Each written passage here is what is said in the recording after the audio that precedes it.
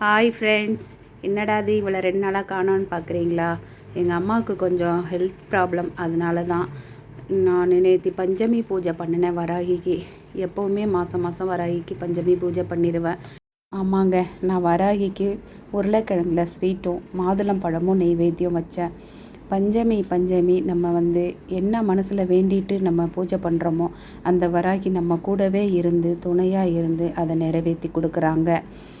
இன்றைக்கி எங்கள் அம்மாவோட ஹெல்த்து சரியாகணும் அப்படின்னு வேண்டிட்டு நான் பூஜை பண்ணினேங்க.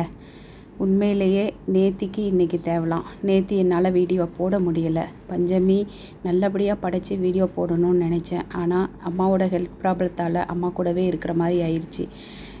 இந்த அம்மா எங்கள் அம்மாவையும் சரி பண்ணுவாங்கன்னு நம்புகிறேன்.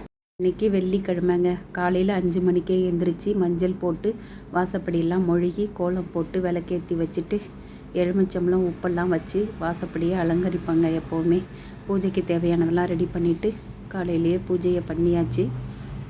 நம்ம குலதெய்வம் மாரியம்மன் அப்படிங்கிறதுனால குலதெய்வ சொம்பை குலதெய்வமாக நினச்சி அதில் தண்ணி பன்னீர் ஏலக்காயெல்லாம் போட்டு வச்சு அதுக்கு வெள்ளிக்கிழமை எப்போவுமே வேப்பல்ல வச்சு படைப்பேன். அது கூடவே வேப்பம் பூ கிடச்சிது இன்றைக்கி. அதனால் அதையும் வச்சு சூப்பராக இன்றைக்கி வெள்ளிக்கிழமை பூஜையை நல்லபடியாக நிறைவேற்றியாச்சுங்க. எங்கள் அம்மாவும் நேத்தி வராகி பூஜை பண்ணதுக்கு இன்றைக்கி எவ்வளவோ தேவலாம். காலையிலேயே எழுந்திரிச்சு கொஞ்சம் ஹெல்த்தியாக இருக்காங்க.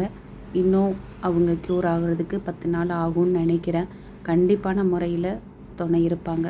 ஓகே ஃப்ரெண்ட்ஸ், தெய்வ நம்பிக்கை இருக்கிறவங்க நம்பிக்கையாக சாமி கும்பிடுங்க. பாய்.